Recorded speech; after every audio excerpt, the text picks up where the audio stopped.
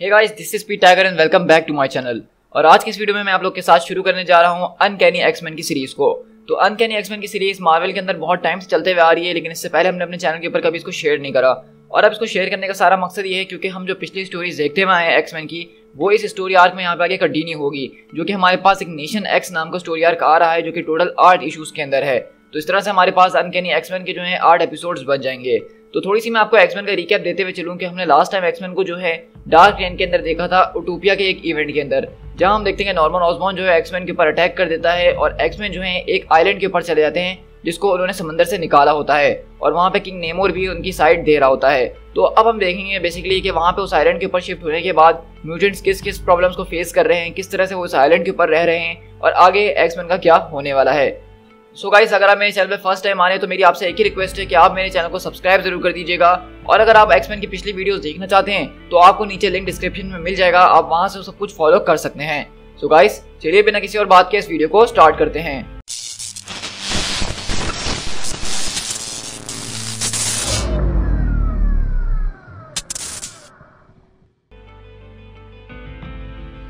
तो हमारी कहानी की शुरुआत होती है समवेयर आउट वेस्ट, जहाँ हम देखते हैं कि एक छोटी सी कॉफी शॉप बनी होती है जहाँ पे एक आदमी काम कर रहा होता है। लेकिन वहीं पे दरवाजा खुलता है और वो आदमी बोलता है कि हमने तो अभी ओपन करी है दुकान, अभी तो मेरे पास कोई कॉफी भी नहीं है तुम्हें देने के लिए। तो वहीं से हम देखते हैं कि वहाँ पे कुछ अजीब व गरीब लोग आए हुए होते हैं जो कि बिल्कुल भी ह्यूमन नहीं लग रहे हैं। वहीं से उनका एक आदमी जो लीडर होता है लूब, वो बोलता है कि कॉफीज तो लेडीज के लिए होती है या फिर छोटे मोटे बच्चों के लिए या फिर उन लोगों के लिए जो मीटिंग में जा रहे होते हैं। क्या तुम्हारे पास से कुछ स्ट्रॉन्गर नहीं है? क्योंकि एक्चुअली हम तुम्हारे बारे में सब कुछ जानते हैं लेकिन तुम हमारे बारे में कुछ नहीं जानते हो। पुअर अस, थग। सही कहा मैंने। वहीं पे हम देखते हैं कि वो बोलता है कि मुझे तुम लोगों से कोई डर नहीं लगता है, तुम लोग मेरे सामने कुछ भी नहीं हो। और हम देखते हैं कि वहां से वो जो थग होता है वो उनको उठाते है और जोर से जमीन पे पटकता है। और हमें पता चलता है कि दरअसल ये सारे के सारे लोग म्यूटेंट हैं और यहाँ पे वो जिससे मुकाबला करने के लिए आए हैं उसका नाम थग है, जो कि नियरली इंडेस्ट्रक्टेबल है और उसको जो है किसी भी किस्म का पेन महसूस नहीं होता है। और वो वहीं पे अपना जो है ब्लेड लेटा है और सीधा उसको मारने लगता है। लेकिन वहीं पे जो उनका अगला मेंबर होता है जो कि जबरदस्त किस्म का कंफू मास्टर है जिसका नाम ब्रस्ट है, वो यहाँ के उसके ऊपर अपने मुंह चलाने की कोशिश करता है। लेकिन हम देखते हैं कि थक जो है उसको भी यहाँ से उठा के बाहर फेंकता है। और हम देखते हैं कि वहीं पे वो अपने अगले मेंबर वेयर को बुलाते हैं, जो कि दरअसल डायरेक्ट सनलाइट के अंदर इनविजिबल हो जाती है। और वहाँ पे उसके पास एक वेपन होता है, एक हंटर की तरह, जिसको इस्तेमाल कर रही होती है उसको मारने के लिए। लेकिन वो वहाँ पे चिल्लाता और कहता है, क्या तुम्हें क्या लगता है कि मुझे तुम्हें देखने की जरूरत है तुम्हें मारने के लिए? और तुम्हें क्या लगता है कि मैंने इससे पहले किसी म्यूटेंट को नहीं मारा? मैंने बहुत म्यूटेंट्स को मारा है।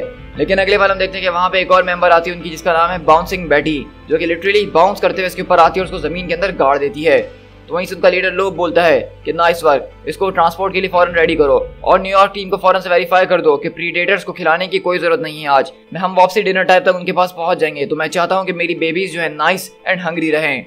तो इसी तरह हम यहाँ से शिफ्ट होते हैं उटोपिया के अंदर, जो कि newly founded island headquarter of the Xman है, जहाँ हम देखते हैं कि यहाँ पे एक डॉक्टर जो है वो बैठे हुए होते हैं और ये थोड़े से बीमार होते हैं। जहाँ पे बेट्सी ब्रेडॉग यानी कि साइलॉग जो है वो उनकी खिदमत वगैरह कर रही होती है, उनके लिए सुबह का नाश्ता लेकर आती है। तो वो डॉक्टर बोलते हैं कि यहाँ पे मुझे बहुत अच्छा लग रहा है, मेरा दिल चाह रहा है कि मैं हमेशा यहीं रुका रहूँ। अगर आप इसी तरह अच्छा फील करते रहे तो हम बहुत जल्द स्कॉट और एमा के पास खुद जाके उनको ये बता सकते हैं। आपको क्या लगता है? लेकिन हम देखते हैं कि वहाँ पे डॉक्टर कुछ बोलते नहीं है और वो बिल्कुल खामोश हो जाते हैं। और इनका नाम है डॉक्टर यूरिको, जो कि एक एटॉमिक बायोलॉजिस्ट है।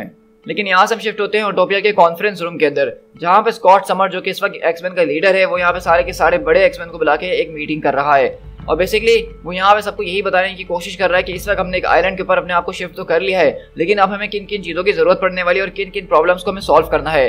और हमें स्पॉट बताता है कि सबसे पहले हमें जो है पावर की जरूरत है, हमें बहुत ज़्यादा पावर की जरूरत है ताकि हम लोग यहाँ पे सस्टेनेबल रह सकें। हैंग, तुम्हें जो है कुछ जनरेटर्स की जरूरत पड़ने वाली है, उसके लिए तुम नॉर्थ स्टार और सर्च से पावर बोरो कर सकते हो। वेल स्टॉर्म, हम तुम्हारी लाइटनिंग एनर्जी को भी किसी ना किसी तरीके से यूज कर ही सकते हैं। और मोर इम्पोर्टेंटली तुम दोनों जो वो फ्रेश वाटर का काम कर सकते हो। बॉबी, तुम बर्फ बनाना और हम उसको मेल्ट करेंगे। और स्टॉर्म, तुम चाहो तो बारिश करवा के फ्रेश वाटर कलेक्ट कर सकती हो। तो स्टॉर्म बोलती है कि ऑफ कोर्स मैं ये कर सकती हूँ।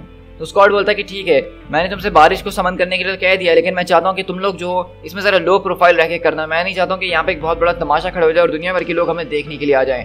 लेकिन वहीं से किंग नेमोर बोलता है, एग्जैक्टली तुम्हारा यहाँ से क्या मतलब है? तुम आखिरकार सोच क्या रहे हो, मुझे बताओगे समर्स? तुम इस वक्त एक ऐसी फ्लोटिंग रॉक के ऊपर हो जिसको तुम एक सस्टेनेबल लिविंग स्पेस के अंदर ट्रांसफॉर्म करना चाहते हो। In all the fire and Furies of the last few days, जो हमने अब तक भुगते हुए आए हैं, जो तमाशे में देखते हुए आए हैं, तुम्हें उसके बाद क्या लगता है कि तुम अपने लोगों को आखिरकार किस चीज़ के अंदर लेकर आ गए हो? क्या ये कोई जगह है या कोई रेफ्यूजी कैंप है या एक रिजर्वेशन है या एक होटल है या एक हॉस्टल है या ये एक फोर्ट्रेस है या परहैप्स ये कंपाउंड है या ये एक सॉर्बियन स्टेट है? आखिरकार तुम इस जगह को क्या कहना चाहोगे? तो वहीं से हैंग बोलता है यानी कि बीस्ट, या फिर ये एक प्रिजन है। तो वहीं से प्रोफेसर बोलते हैं कि हैंग ये कैसी बातें कर रहे हो तुम। तो स्कॉट बोलता है कि हैंग आई अप्रिशिएट कि तुमने इस तरह से यहाँ पे कॉन्फिडेंस वाला वोट मुझे दिया, आई रियली डू, लेकिन इस वक्त मैं क्या कर रहा हूँ, मुझे क्या करना है, मुझे इसके बारे में अभी कुछ भी नहीं पता है। और मैं इस वक्त ये भी नहीं जानता हूँ कि बाहर की दुनिया हमारे बारे में क्या सोचती है, वो हमें इस वक्त क्या समझ रहे हैं, क्या हम उनके दुश्मन हैं या हम उनके दोस्त हैं, मुझे कुछ भी नहीं पता। तो इसे नेमोर बोलता है क्या तुम्हें वाकई में कुछ नहीं पता। तो स्कॉट बोलता है कि नहीं, मुझे कुछ नहीं पता। इस वक्त मैं एक ऐसी मूवमेंट के ऊपर हूँ जहाँ पे प्रीटी मच मैं अपनी तरफ से ही चीज़ों को बिल्डअप कर रहा हूँ, अपनी तरफ से ही चीज़ों को बना रहा हूँ। आई विश मैं एक ऐसा आदमी होता जिसके पास एक रोड मैप होता, एक स्ट्रेटेजी होती सारी चीज़ों को लेकर चलने के लिए, लेकिन अभी मेरे पास सिर्फ एक प्लान है और इस प्लान के ऊपर मैं इम्प्रोवाइज कर रहा हूँ और अडेप्ट करने की कोशिश कर जा रहा हूँ जैसे जैसे हमारे सामने कंडीशंस आते जा रही हैं। मैं इस तरह से कभी भी ऑपरेट करने के यूज टू नहीं हूँ। तो अभी के लिए बस मैं इतना ही कहना चाहूँगा कि मूवमेंट टू मूवमेंट जैसे जैसे चीज़ें हमारे सामने आती रहेंगी हम उनको सॉल्व करने के बारे में सोचते रहेंगे। तो बेसिकली आप यहाँ पे स्कॉट की बातों से अंदाजा लगा सकते हैं कि इस वक्त एक्समैन का लीडर होना उसके ऊपर कितना भारी पड़ रहा है। वो बहुत ज़्यादा इस वक्त परेशान हुआ है क्योंकि इससे पहले कभी एक्समैन के ऊपर ऐसी सिचुएशन नहीं आई कि वो एक अननोन आइलैंड के ऊपर आ गए जहाँ पे उनको रहने के लिए भी सोचना पड़ रहा है, तो पानी कहाँ से मिलेगा, उनको खाना कहाँ से मिलेगा, और इस तरह की दूसरी मुश्किलें उनके सामने एक एक करके आते ही जा रही हैं। लेकिन हम देखते हैं कि यहाँ पे एमा फ्रॉस्ट जो है वो इस वक्त अपनी सिल्वर फॉर्म में है और अगर आपने गौर किया होगा तो उसके दिमाग के अंदर एक ब्लैक सी चीज़ आपको नजर आ रही है जो कि मैं इस एपिसोड के एंड में आपको एक्सप्लेन करूंगा। तो वहीं से एमा फ्रॉस्ट बेसिकली एक बहुत ही अजीब और रूड बात करती है और कहती है कि तुम बहुत ज़्यादा एफिशिएंट हो डार्लिंग, यहाँ पे जो जो कह रहा है उसको कहने दो, लेकिन हम जानते हैं इस बात को कि जैसे जैसे तुम्हारे सामने मुश्किलें आती रहेंगी तुम उसके हिसाब से मूव लेते रहोगे और तुम जानते हो ये तुम अच्छी तरीके से कर सकते हो। लेकिन मेरा सवाल तुमसे इतना है कि जब तुमने यहाँ पे सारे के सारे लोगों को एक साथ जमा कर लिया है एक छोटी सी जगह के ऊपर, तो जो लोग हमारे दुश्मन है उनको पता है कि हमें किस तरह से मिटाना है, मतलब अब उनके लिए और भी ज़्यादा आसान हो गया सिर्फ एक ही मूव के अंदर सारे के सारे म्यूटेंट्स को खत्म कर देना और यहाँ पे एक ही धमाके के अंदर बच्चों की लाशों की ढेर लग जाएगी। तो वहीं से एकदम स्टॉर्म खड़ी होती है और बोलती है कि आखिरकार तुम यहाँ पे कर भी क्या रही हो फ्रॉस्ट, तुम्हें इस टेबल पे इसीलिए बिठाया गया है ताकि हम तुमसे लीडरशिप की पोजीशंस को हासिल कर सकें, लेकिन तुम यहाँ पे आखिरकार किस तरह की बातें कर रही हो। अगर तुम अपने ही लोगों की इज्जत नहीं करोगी, उनके मोरालिटी की ख्याल नहीं करोगी तो अपने लोगों की मदद कैसे कर सकती हो। लेकिन वहीं से हम देखते हैं कि एमा फ्रॉस्ट खड़ी होती है और बोलती है और तुम्हारा क्या ख्याल है कि वकांडा का मोरल आज कैसे चल रहा है और हाइनेस। लेकिन वहीं से स्टॉर्म खड़ी होती है और बोलती है कि तुम्हारी हिम्मत कैसे हुई। लेकिन वहीं से स्कॉट आता है और बोलता है कि लेडीज ये वक्त नहीं है। वहीं से साइलॉग आती है और कहती है एक्सक्यूज मी साइक्लॉप, मुझे मेरा मतलब बिल्कुल भी इंटरप्ट करना नहीं था लेकिन कुछ हो गया है। और इस तरह हम देखते हैं कि यहाँ पे जो जापानीज डॉक्टर थे बेसिकली उनकी मौत हो जाती है और बैटरी बताती है कि वो मुझसे बातें कर रहे थे और अचानक वो रुक गए और उसके बाद कुछ भी नहीं। तो यहाँ पे दरअसल इसकी मौत के ऊपर काफ़ी बातचीत हो रही है लेकिन वो इंपॉर्टेंट नहीं है। तो यहाँ पे सबसे इंपॉर्टेंट बात यह है इस वक्त साइक्लॉप के लिए वो ये सोचने में पड़ गया है कि आखिरकार अब हम करें क्या। मतलब अब वो लोग एक ऐसे आइलैंड के ऊपर और उनके पास एक बॉडी है तो उनको बॉडी के साथ उसको दफनाना होगा या उसको जलाना होगा या कोई ना कोई तरीका निकालना होगा। तो आप देख रहे हैं कि स्कॉट के लिए इस वक्त मुश्किल ये नहीं है कि एक आदमी मर गया है, बल्कि अब उसके मरने के बाद उसका करना क्या है वो उसके बारे में सोच रहा है। और इस तरह हम प्रोफेसर चार्ल्स एक्सेवियर और स्कॉट के पास शिफ्ट होते हैं जब में प्रोफेसर बिल्कुल यही बात बोलते हैं कि स्कॉट तुमने वहाँ पे जो है बिल्कुल भी एम्पैथिक बिहेवियर नहीं दिखाया अपना। तो वहीं से स्कॉट बोलता है कि इस एम्पैथी इस वक्त एक मेरे लिए ऐसा प्रीमियम हो चुका है चार्ल्स जिसको मैं अफोर्ड नहीं कर सकता हूँ। मैं बिल्कुल भी डिसरिस्पेक्टफुल नहीं होना चाहता, ना ही मैं अपनी एम्पैथी शो करके अपने डिसीजन मेकिंग को स्लो करना चाहता हूँ। तो चार्ल्स एक्सेवियर बोलते हैं कि इन सारी की सारी जिम्मेदारियों के बीच अपनी ह्यूमैनिटी को जान से मत मार देना, मैं जानता हूँ कि तुम मुझसे कहीं बेहतर हो। तो स्कॉट बोलता है कि मेरी ह्यूमैनिटी बिल्कुल चेक के अंदर है but a fact is a fact, हमारे पास इस वक्त एक ह्यूमन लाश मौजूद है जो कि इस वक्त एक ऐसे आइलैंड के ऊपर है जो कि एक साइंस फिक्शन से टोटली बना हुआ है और उसको हमने समंदर की गहराइयों से निकाला है। इस वक्त मैं अपने दिमाग के अंदर जो हूँ किसी भी किस्म के इमोशंस वगैरह ला के इसको क्लाउडेड नहीं कर सकता हूँ, बल्कि मुझे इस सिचुएशन के ऊपर सोचना है। उस तरह हम देखते हैं कि एक बोट के पास जाता है तो चार्ल्स बोलते हैं तो क्या मतलब तुम इस बार जो अपने जेट पैक को इस्तेमाल नहीं करोगे। तो इसे स्कॉट बोलता है कि जेट पैक्स को मैं तभी यूज़ करूँगा जब मुझे कोई बिग इंटरेस्ट मारना हो चार्ल्स। बिसाइड मैं वहाँ पे लोगों को ये कन्विंस करने के लिए जा रहा हूँ कि हम लोग उनके लिए कोई थ्रेट नहीं है, ना कि अपने आप की मुश्किलें और बढ़ाने के लिए। तो चार्ल्स बोलते हैं कि वेल ये तो बहुत ही अच्छी बात है कि तुम्हारी बोर्ड के अंदर 2 सीट्स हैं, तो मैं भी तुम्हें ज्वाइन करना चाहूँगा ताकि मैं भी अपने नाम को क्लियर करवा सकूँ। तो अगर आपको नहीं पता तो लास्ट एपिसोड यानी यूटोपिया के अंदर हमने देखा था कि वहाँ पे जो है नॉर्मन ऑसबॉर्न ने मिस्टीक को चार्ल्स एक्सेवियर के रूप में बनाया हुआ था और ये दिखाया था कि चार्ल्स एक्सेवियर जो है वो नॉर्मन ऑसबॉर्न के साथ काम कर रहे हैं। तो इसी वजह से चार्ल्स एक्सेवियर कह रहे हैं कि मुझे तुम्हारे साथ जाना होगा ताकि मैं अपना नाम क्लियर करवा सकूँ। लेकिन स्कॉट इस बात से सीधा मना कर देता है। तो प्रोफेसर बोलते हैं कि स्कॉट मुझे तुम्हारी परमिशन की ज़रूरत नहीं है। तो स्कॉट बोलता है कि इस टाइम आपको ज़रूरत है। इस वक्त पूरी की पूरी दुनिया जो है वो समझ रही है कि आप जो है हमारे साथ नहीं हैं, आप इस वक्त हमारे लिए एक हिडन एसेट हैं, आप हमारे लिए एक हुक्म के इक्के का काम कर सकते हैं क्योंकि दुनिया आपके बारे में नहीं जानती है कि आप हमारे साथ हैं। वहीं से चार्ल्स एक्सेवियर बोलता है कि देखो स्कॉट मैं तुमसे बिल्कुल भी डिसरिस्पेक्टफुल नहीं होना चाहता हूँ, लेकिन तुम्हारे पिछले बिहेवियर को देखते हुए तुम्हारी जो इमेज है लोगों के दिमाग के अंदर वो बिल्कुल भी अच्छी नहीं है, क्योंकि उन लोगों को ऐसा लगता है कि तुम जो हो एक स्पॉन्टेनियस म्यूटेंट सेसेशन मूवमेंट को जो लीड करते हो जो कि हर किसी चीज़ के ऊपर अटैक कर सकती है फोर्सफुली। तो इसलिए तुम्हारे साथ अगर एक बुढ़ा गंजा आदमी होगा तो लोगों को तुम्हारे ऊपर थोड़ी सी एम्पैथी आ जाएगी और उनका नजरिया चेंज हो सकता है। मेरे ख्याल से ये बुरी स्ट्रेटेजी नहीं है। तुम क्या कहते हो? और बिसाइड्स तुम इसके बारे में कैसे जानते हो कि जैसे ही तुम वहाँ पे पहुंचोगे वो लोग तुम्हें मारने की कोशिश नहीं करेंगे? तो स्कॉट बोलता है कि क्योंकि मैं एक ऐसा आदमी हूँ जो कि लीड करता है कि स्पॉन्टेनियस म्यूटेंट सेसेशन मूवमेंट को, और हम चाहें तो मार्शली हर चीज़ के ऊपर अटैक कर सकते हैं। तो इसीलिए वो लोग मुझे नहीं मारने वाले हैं, क्योंकि वो जानते हैं कि अगर उन्होंने मुझे मारा तो उनको मेरी वजह से सारे के सारे लोगों को मारना पड़ेगा। तो प्रोफेसर बोलते हैं कि तुम यहाँ पे जिंदगियों के साथ खेल रहे हो स्कॉट, हम जिंदगियों का जुआ नहीं लगाते हैं। ह्यूमन लाइफ उसकी कुछ इज्जत होती है, मैंने तुम्हें कभी भी ये नहीं सिखाया। तो स्कॉट बोलते हैं कि आपने तो मुझे इस तरह की कोई भी चीज़ नहीं सिखाई है चार्ल्स। आपके पास एक ड्रीम हुआ करता था और मेरे पास एक प्लान है, और मेरे पास थोड़ा सा फेथ मौजूद है जिसके जरिए मुझे लगता है कि वो लोग हम सबको नहीं मारने वाले हैं। चार्ल्स, प्रोफेसर, मैं चाहता हूँ कि आप मुझसे मुझ पर ट्रस्ट करें। मोमेंट टू मोमेंट आप मेरा सिर्फ साथ देते रहें और मुझे पता है कि हर चीज़ जो आखिर में बिल्कुल ठीक हो जाएगी। तो चार्ल्स बोलते हैं कि अगर तुम इसको ओके बोलते हो तो मेरी नज़र में ये बिल्कुल भी ठीक नहीं है स्कॉट। तो स्कॉट बोलता है इसका मतलब फिर अभी हम एंड पे नहीं पहुंचे हैं चार्ल्स। और इस तरह हम देखते हैं कि स्कॉट वहाँ से जहाज में चले जाता है और यहाँ से हम शिफ्ट होते हैं ग्रे मैकलन सिटी के अंदर, जो कि फॉर्मल हेडक्वार्टर हुआ करता था अनकैनी एक्समैन का। और हम देखते हैं कि यहाँ पे नाइट क्रॉलर के साथ डेंजर और एमा फ्रॉस्ट यहाँ पे पहुँचते हैं। और नाइट क्रॉलर बोलता है कि ठीक है, मैं यहाँ पे थोड़ी देर इंतजार करूंगा क्योंकि यहाँ तक आने में मेरी पूरी की पूरी हालत ढीली हो गई है, आप जरा जल्दी करने की कोशिश कीजिएगा। तो हम देख रहे हैं कि बेसिकली डेंजर और एमा फ्रॉस्ट यहाँ पे आए हैं, जो कि यहाँ पे दरअसल इनका एक प्रिजन बना हुआ है। यहाँ पे कुछ म्यूटेंट्स जो है इन लोगों ने कैद करके रखे हुए हैं। तो हम देख रहे हैं कि यहाँ पे एमा फ्रॉस्ट डेंजर को लेकर आ रही है, उसको बेसिकली यहाँ पे उल्टी सीधी बातें करके उसका माइंड वॉश करने की कोशिश कर रही है, क्योंकि डेंजर जो है इस वक्त एक AI है और वो उसको यही बताने की कोशिश कर रही है कि यहाँ पे जो लोग हैं वो हमारे लोग तो हैं, जो कि बहुत ज़्यादा इंपॉर्टेंट म्यूटेंट्स हैं, लेकिन उन लोगों ने कुछ ऐसे काम करे जिसके जरिए हम उनको माफ़ नहीं कर सकते हैं। तो तुम क्या अगर हमारी जगह होती तो तुम इनको माफ़ कर देती या इनको इसी कैद के अंदर रखती? तो वहीं से हम देखते हैं कि डेंजर बेसिकली जो है उसको वो लोग यहाँ पे छोड़ के जा रहे हैं सारे के सारे कैदियों के ऊपर नज़र रखने के लिए। मैं आपके कैपेटिव्स के साथ वर्क करने के लिए तैयार हूँ और उनको रिहैबिलिटेट करने की कोशिश करूंगी। इसके जरिए मैं सीख पाऊंगी कि क्या चीज़ें बुरी होती है और क्या चीज़ें अच्छी होती हैं। मैं आपकी इस ऑफर को एक्सेप्ट करती हूँ, तो मैं अब से आपकी वार्डन बन चुकी हूँ। तो उस तरह हम देख रहे हैं कि यहाँ पे बेसिकली उनको एक वार्डन मिल गया अपने प्रिजन के अंदर, क्योंकि अब ये लोग यहाँ पे बार बार आ जा नहीं सकते हैं, क्योंकि यहाँ पे गवर्नमेंट ने कब्जा कर लिया है। और यहीं से हम डॉक्टर के पास शिफ्ट होते हैं जहाँ पे सब खड़े हुए सोच रहे होते हैं। तो एंजल बोलता है कि हम इसके बारे में क्या करें, क्या इनको वापसी हम घर भेजते हैं जापान वगैरह? तो वहीं से डॉक्टर नेमेसिस बोलते हैं कि मुझे नहीं लगता, मेरे ख्याल से वो हम सबको ही अपना घर मानते थे और हमें ही कुछ करना होगा। तो वहीं से मेडिसन जेफरीज बोलता है कि हे, मेरे पास एक मिसाइल का पुराना शेल खाली पड़ा हुआ है, क्यों ना हम इनकी लाश उसमें डाल के उनको समंदर के अंदर दफना दें। डॉक्टर सविता बोलती है कि ये सब ठीक नहीं है, हम उनको एक पहाड़ी के किनारे से नीचे ओशन के अंदर गिरा दें, ये बहुत ही ज़्यादा गलत लग रहा है, ये बहुत ज़्यादा गलत फील हो रहा है। तो बीस्ट बोलता है कि हाँ, क्योंकि ये गलत है, वो हम में से एक था, वो हमारा बंदा है, वो जापान के अंदर बिलोंग नहीं करता है, वो उतना ही बिलोंग करता है कैलिफोर्निया के अंदर जितना हम बिलोंग करते हैं, तो हम इसको यहीं पे करेंगे, हमें जो करना है। तो मेडिसन जेफरी बोलता है कि हमारे पास एक ब्लास्ट फर्नेस मौजूद है सब लेवल 7 के अंदर, जिसकी वेंट सीधा जो है ऊपर आसमान की तरफ जा रही हैं, हम उसको इस्तेमाल कर सकते हैं।